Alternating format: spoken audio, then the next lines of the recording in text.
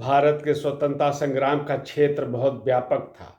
इसका जो अनेक पहलू थे उनमें सामाजिक, राजनीतिक और आध्यात्मिक तत्व भी शामिल थे। इन सबको लेकर हमारा स्वतंत्रता संग्राम आगे बढ़ रहा था और वनवासी क्षेत्रों से लेकर गांवों तक इसका विस्तार भी हुआ था।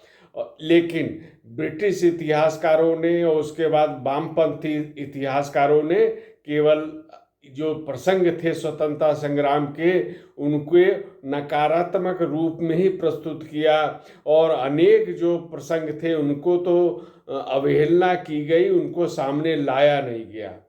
लेकिन वर्तमान सरकार ने नरेंद्र मोदी के नेतृत्व में जो अमृत महोत्सव का शुभारंभ किया, उससे इतिहास के अनेक जो अनछुए पहलू थे वो सामने आ रहे हैं। नकारात्मक का भाव हट रहा है। जिस प्रकार 1857 के संग्राम को अंग्रेजों ने केवल विद्रोह और गदर कहा था, लेकिन वीर सावरकर ने कहा कि ये पहला स्वतंत्रता संग्राम था। अब देश इसको इस रूप में स्वीकार कर रहा है। इसी प्रकार जो काकोरी का प्रकरण है उसको अंग्रेजों ने फिर वामपंथी इतिहासकारों ने डकैती या लूट का नाम दिया, लेकिन मुख्यमंत्री योगी आदित्यनाथ ने इसको पहली बार इसको काकोरी ट्रेन एक्शन का नाम दिया और ये बताने का प्रयास किया कि ये लूट नहीं थी, क्योंकि ये भारत के लोगों के जो कर था, जो लगान था, उससे एक खजाना निर्मित करते थे ब्रिटिश शासक। और ब्रिटिश सत्ता भारत में अवैध रूप से यहाँ पे कब्जा जमाई हुई थी। तो जो हमारे स्वतंत्रता संग्राम सेनानी थे उन्होंने काकोरी में एक एक्शन किया और ये एक्शन अंग्रेजों की सत्ता के विरुद्ध एक्शन था। इसलिए इसका नामकरण जो है वो काकोरी ट्रेन एक्शन ही हो सकता है और यही उचित है। यही हमारे जो स्वतंत्रता संग्राम सेनानी थे जिन्होंने इस घटना को अंजाम दिया, उन सब के प्रति भी सम्मान है। यही इसका मूलभूत भाव भी है। इसी रूप में इसको समझना चाहिए।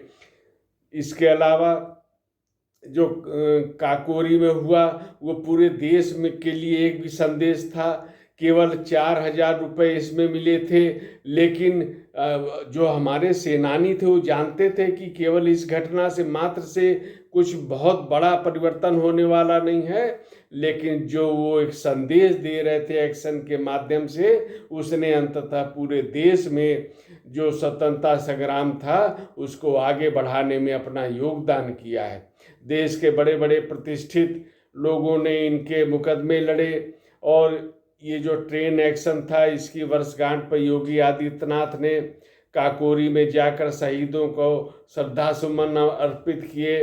उन्होंने यहीं पर मेरी माटी मेरा देश जो अभियान चल रहा है, जो कार्यक्रम चल रहा है, उसका शुभारंभ भी यहीं से किया और शिलापट्टकम का भी लोकार्पण किया। और इस तरह एक जो पूरे प्रदेश में, देश में जो एक ये जो मेरी माटी मेरा देश ये कार्यक्रम चल रहा है, इसमें फिर वही अनछुए पहलू भी उजागर होंगे।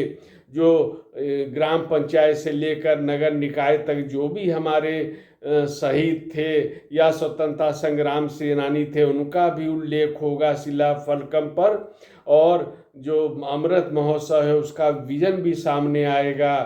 तो ये भी योगी आदित्यनाथ कहा, जिन अंग्रेजों ने 200 साल तक भारत पे शासन किया, आज भारत बदल रहा है। ये नया भारत है। इस भारत में ने अंग्रेजों को पछाड़कर और भारत को 5वीं अर्थव्यवस्था बनाने में सफलता प्राप्त की है। और ये नरेंद्र मोदी भी कहते हैं कि अगर उन्हें तीसरी बार जनादेश मिला तो भारत दुनिया की तीसरी सबसे बड़ी अर्थव्यवस्था बनेगा। हम देख रहे हैं कि अमृत महोत्सव के माध्यम से जन जन में देश के प्रति एक जागरूकता का भाव आया।